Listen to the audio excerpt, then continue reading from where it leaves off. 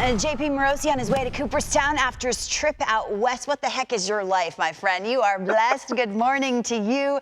A moment in time this weekend for Fred McGriff, and you have always documented his immediate impact, and he spoke this week. What did he have to say about that? Good morning, by the way.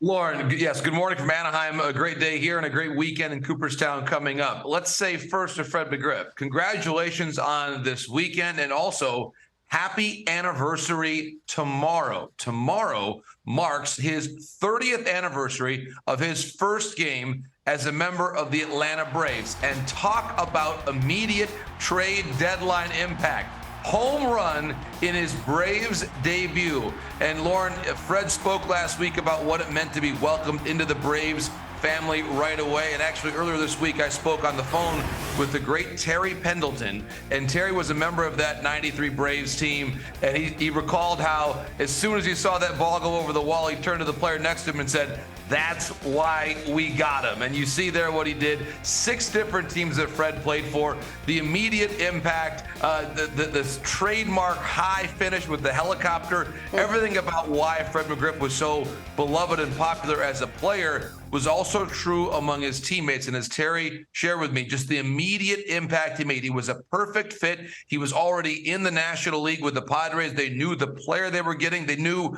most importantly, the classy person they were getting, and certainly a couple years later helped Atlanta win that World Series title. Which matters more than anything, right? Our Cooperstown coverage starts on Friday. You cannot wait. You need to bring that microphone, by the way, because it is Hall of Fame category. It's very aggressive. Hey, once Cooperstown is over, cue the Shohei talk. I'm so curious about what's going to happen at the deadline and beyond because of the blister issue. Are teams, JP, that would be looking for him for a rental, waiting to see another start, or is that just kind of a storyline?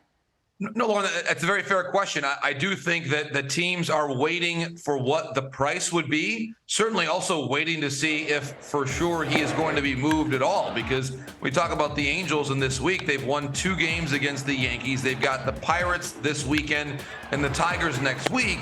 They're right at 500, Lauren. And if they're above 500, I think the chances of Ohtani being traded diminish significantly. This is all contingent on how they're playing. And to your point, the blister is one element. I do think as we're all looking for that eternal question, and Robert mentioned it going to break, what is a fair price for the most unique talent that we've ever seen? And right, well, I spoke with an executive yesterday who thought that perhaps it would be comparable, as Robert said, to what the Padres gave up a year ago to get Juan Soto. And we've seen now, it's not just Gore, it's not just Abrams. Hassel's a top prospect, James Wood, outstanding in the futures game.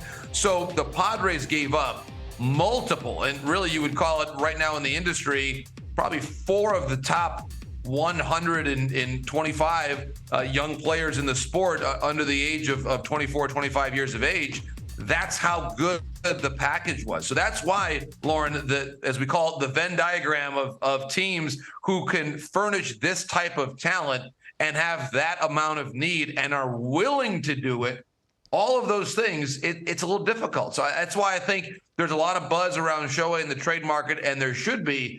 But this is one of those multi-screen experiences. How is the blister? How are the Angels playing? A lot to sort out, Lauren, between now and August the 1st. And Nays pointed out in my ear, that was for that, what you saw on that graphic in the Hall the Nationals got was for 2.5 years of Juan Soto. This would be 2 months of Shohei Ohtani. Angels hosting the Yankees, going for the sweep, and Carlos Rodon trying to stop the bleeding. It's been a couple starts since he got off the injured list. What are they looking for tonight?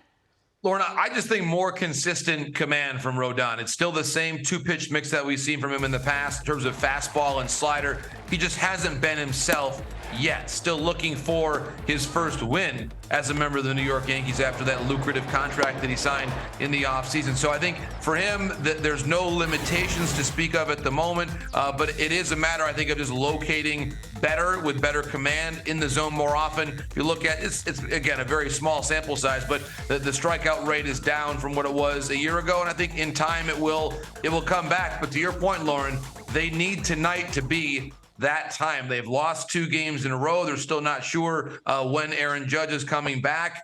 this is a team that has really reached a crucial moment in their season. The better the Red Sox play, they're getting some pressure now from their arch rivals at the bottom of the standings. And when you think about the big picture here, this is the second largest contract. Our Kevin Dillon has shared this with us.